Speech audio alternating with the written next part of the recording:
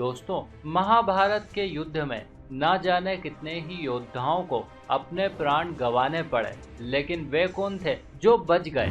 निश्चित ही आप कहेंगे पांडव, या वे सभी योद्धा जो पांडवों के पक्ष में थे। बाकी अन्य सभी को अपने प्राणों की आहुति देनी पड़ी। लेकिन दोस्तों, आपका ऐसा सोचना गलत है। दरअसल वे सभी योद्धा बच गए थे जो शरणागत थे, और आगे भी वे सभी बचे रहेंगे जो शरणागत होंगे, और बाकी के वे सभी जो शरणागत नहीं है मारे जाएंगे। वैसे इस संकेत को ऐसे समझना थोड़ा मुश्किल है, लेकिन आज हम आपको महाभारत के विनाश काल में अभय दान की एक ऐसी कथा सुनाने जा रहे हैं जिसमें छुपे संकेत को यदि आपने ठीक से समझ लिया तो फिर आप सदा सदा के लिए सुरक्षित हो जाएंगे। लेकिन शुरू करने से पहले अभी तक यदि आपने इस चैनल को सब्सक्राइब, वीडियो को लाइक व शेयर नहीं किया है तो जल्दी से कीजिए। नमस्कार और एक बार फिर स्वागत है आप सभी का आपके अपने वीडियो कलेक्शन यूट्यूब चैनल पर। महाभारत के महाविनाशकारी युद्ध के लिए कुरुक्षेत्र के मैदान को तैयार किया जा रहा था। सेनाओं के आगमन के लिए रास्ते बनाए जा रहे थे।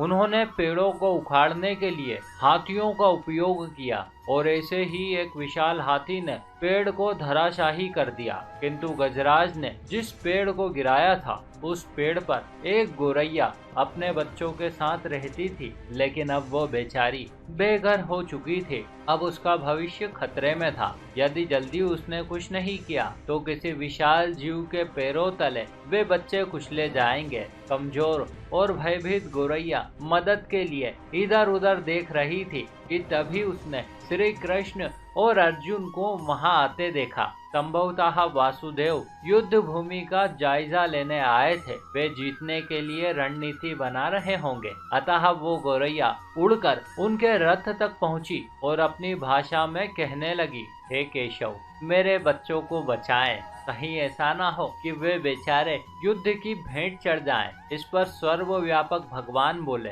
मैं तुम्हारी बात सुन रहा हूँ, लेकिन मेरी भी कुछ सीमाएं हैं। मैं प्रकृति के कानून में हस्तक्षेप नहीं कर सकता। भगवान, मैं इतना तो जानती हूँ कि आप मेरे उद्धारक हैं, अतः मैं अपने बच्चों का भाग्य आपके हाथों में सौंपती हूँ। अब ये आप पर निर्भर करता है कि आप उन्हें मारें या बचाएं। लेकिन दोस्तों, केशव उससे एक साधारण व्यक्ति की तरह बातचीत कर रहे थे। वे ऐसा जता रहे थे कि जैसे वे इस सब के बारे में कुछ कर ही नहीं सकते। किंतु उनके इतना सब कुछ कहने के बाद भी वो गोरैया निराश नहीं हुई। प्रभु पर उसका अटूट विश्वास था। यहाँ तक कि भगवान ने उससे ये तक कह दिया कि मनुष्य, देवता, यहाँ तक कि स्वयं में भी काल चक्र के अनुसार ही चलते हैं। इससे विरक्त कोई नहीं जा सकता। तब भी वो नहीं मानी। उसने कहा, प्रभु, आप स्वयं ही तो काल के नियंता हैं। ना ही मैं जानती हूँ और ना ही जान सकती हूँ कि आप कब, क्या और कैसे करते हैं या करेंगे, परंतु मैं सारी स्थिति एवं परिस्थिति, यहाँ तक कि स्वयं को अपने परिवार सहित आपको समर्पित करती हूँ। और इस प्रकार से दोस्तों, उस छोटे से जीव की ऐसी अपार श्रद्धा एवं विश्वास को देख भगवान ने उसे अपने घोंसले में 3 सप्ताह के लिए भोजन का संग्रहण करने को कहा। उधर गोरैया और श्री कृष्ण के संवाद से अनभिज्ञ अर्जुन गोरैया को दूर भगाने की कोशिश करते रहे। करीब 2 दिन के बाद शंख उद्घोष के साथ युद्ध शुरू होने की घोषणा की गई। किंतु इससे पहले कि युद्ध शुरू होता, प्रभु ने अर्जुन से धनुष बाण मांगा। इस पर अर्जुन चौंक गए, क्योंकि उन्होंने तो युद्ध में शस्त्र न उठाने की शपथ ली थी,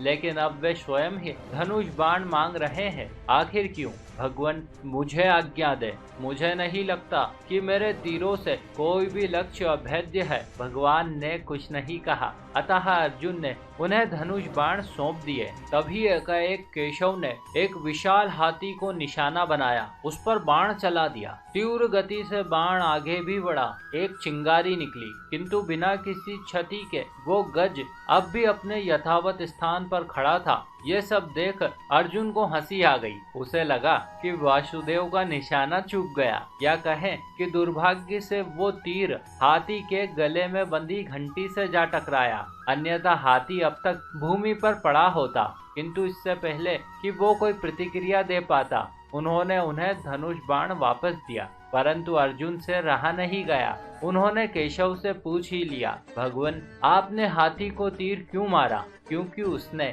उसका आश्रय तोड़ा था। वो पेड़ उसने गिराया था जिस पर वो रहती थी। कौन सा पेड़ केशव? आप किसके आश्रय की बात कर रहे हैं? और वो हाथी, वो तो अब भी स्वस्थ और जीवित है, केवल घंटी ही तो टूटी है। उन्होंने अर्जुन के सभी सवालों को खारिज करते हुए युद्ध भूमि की ओर ध्यान केंद्रित करने का इशारा किया। कुछ ही पलों में युद्ध शुरू हुआ। करीब 18 दिनों तक चले इस युद्ध में कई सूरमाओं ने अपने हथियारों का कौशल दिखाया। कभी उन्होंने प्रतिज्ञा तोड़ी तो कभी धर्म की स्थापना हेतु निहत्थों पर बाण चलवा दिए। किसी को बाणों की शैया दे डाली तो किसी को विजयश्री का मुकुट पहना दिया। बहरहाल जो भी हो, आज फिर से केशव और अर्जुन युद्ध क्षेत्र में पहुंचे। वहां चारों ओर मातम का सन्नाटा पसरा था। पूरी तरह से छत विक्षित शव यहाँ वहाँ बिखरे पड़े थे। किसी का अंतिम संस्कार हो रहा था तो कोई अपनी बारी की प्रतीक्षा में था, किंतु उनकी नजरें तो वहाँ कुछ और ही तलाश रही थी। कुछ देर टटोलने के बाद उन्हें वो घंटी दिखाई दी जो आज से लगभग 3 सप्ताह पहले उस शक्तिशाली जानवर के गले में सुशोभित थी।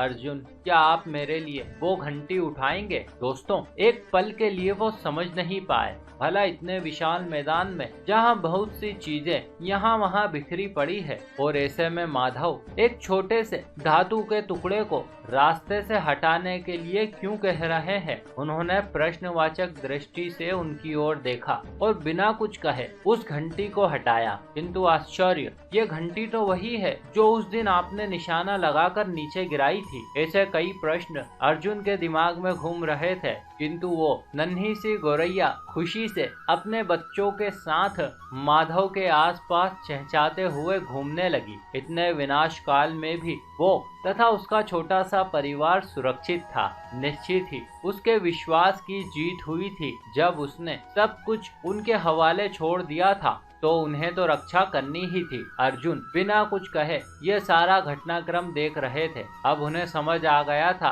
कि आखिर उस दिन वो गोरैया प्रभु के इर्द गिर्द क्यों मंडरा रही थी। आखिर क्यों अगले दिन उन्होंने उस हाथी पर निशाना साधा था। नहीं, वो तीर किसी के प्राण लेने के लिए नहीं, अपितु प्राण बचाने के लिए चला था। मुझे क्षमा करे भगवान, मैं आपको मानव देह में देख पहचान न सका। आपको मनुष्य की तरह व्यवहार करते हुए देख मैं ये भूल गया था कि आखिर आप कौन हैं। किंतु आज मुझे एक बार फिर से आपके विराट स्वरूप का साक्षात्कार हुआ। प्रभु, मैं आपको बारंबार नमन करता हूँ। और इस प्रकार से दोस्तों, भगवान ने ऐसे घनघोर विकट काल में उस नन्हे से जीव व उसके परिवार की रक्षा की थी। इसीलिए तो कहते हैं, जाको राखे साइया मार सके ना कोई। अब आप भी समझ ही गए होंगे कि कैसे आप अपने आप को भगवान के श्री चरणों में समर्पित कर सकते हैं। निश्चित ही वे आपकी रक्षा करेंगे। इसी के साथ ये कथा भी यहीं समाप्त हुई।